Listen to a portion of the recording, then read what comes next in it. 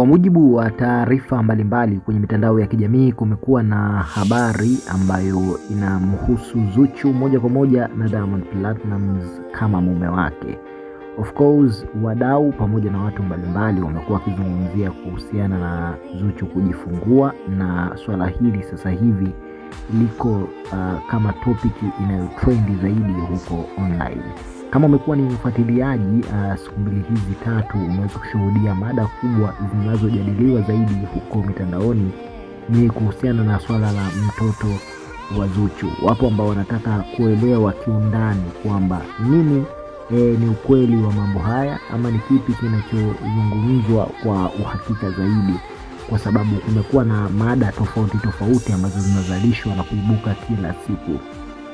Mimi wacha ni kuelezea na nikupe taarifa chache ambazo siku leo zimeweza kukliki kwenye headlines zetu, na sisi tukaona si mbaya kama tutashare nao shabiki kindakindaki kwa pamoja, ili tuweze kupata taarifa hizi. Sasa kama ulikuwa ufahamu, nikwambie kwamba Zuchu ameshajifungua tayari, na wadau wanasema kwamba mtoto wake yupo nyumbani kwa Mama Dangote, yani kwamba Zuchu baada tu ya kujifungua makazi yake yamehamia ukweni kwake, yani nyumbani kwa Mama Dangote, ambako ndiko shughuli zote pamoja na makuzi ya mtoto yatakuwa hapo.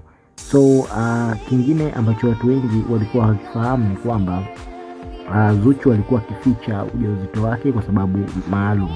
Hakutaka aweke wazi jambo hilo kwa muda huu, kwa sababu anajua muziki itamwathiri vipi, lakini pia hakutaka mashabiki zake wawe zaidi kwenye swala la ujauzito, wa focus huko na kuacha kufuatilia kazi zake za kimuziki. Hata hivyo pia sababu zimekuwa nyingi sana siku hizi, na star wamejiwekea mtindo fulani wa maisha ambao ni tofauti na miaka ya nyuma, ambapo kila star akifanya kitu chochote kile basi huwa kinakuja mitandaoni. Lakini baada ya kutokea mambo mengi, wamejifunza na kutotaka tena kuhusiana na mambo ya kuexpose na kusimulia simulizi zao mitandaoni kwa wadau pamoja na watu wengine. So hivi ndivyo ambavyo Zuchu ameamua kujitengenezea misingi yake pamoja na mkakati pamoja na Diamond Platnumz kwa ujumla. Mimi nikukumbushe tu wewe ambaye bado hujajiunga nasi hapa, hakikisha umegusa maandishi mekundu hapo chini video hii yameandikwa subscribe, lakini pia